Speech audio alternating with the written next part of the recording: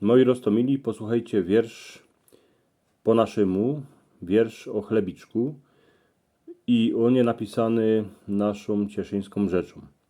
Chlebiczku nasz rostomiły, z pieca wyciągniony, opaternie przez stareczkę rano wypieczony, o ciebie każdy dzień do pombuczka rzekomy, z krystego wielki reszpekt ku tobie dycki mamy. Święto je dycki w chałupie, jak cię z pieca wyciągają, chnet tobą kucheń, a wszystkie izby szumnie woniają, niż cię gaździno pokraje, nożem cię przekrzyżuje, a same dobre jodło na wyrchu po tobie smaruje.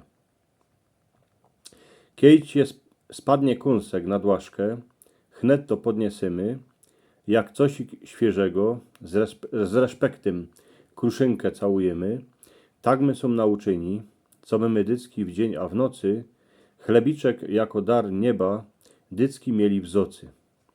Bo niż w kuchyni na stole zawonio, ciężko je przy tym upiloba.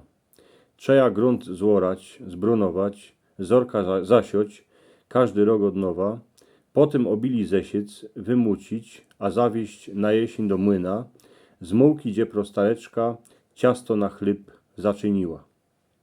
Hańdowni baj za wojny, roztomańcie bywało.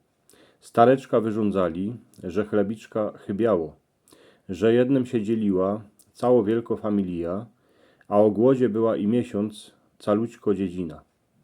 Tuż jak leży na stole, głodu u nas nie będzie, a bieda do nas do chałupy na isto nie przyjdzie. Tuż dziecka chlebek jedzą, w maślunce moczają, a i z masłem, a z miodem też go radę mają. Chleb był wszędzi adycki, ma on też swoje święto. Na dożynkach o nim każdo gaździno a gazda pamięto. Jak się młodzi żynią, albo wydowają, chlebiczkiem a solą ich w chałupie witają. Chlebiczek zaś wonio, starka go z pieca wyciągają, szumny wyszedł, rumiany, kulaty, tuż się uśmiechają. Już dziecka przy stole siedzą, już na niego czekają, ale najprzód niż zjedzą, to ojczy nasz pożykają.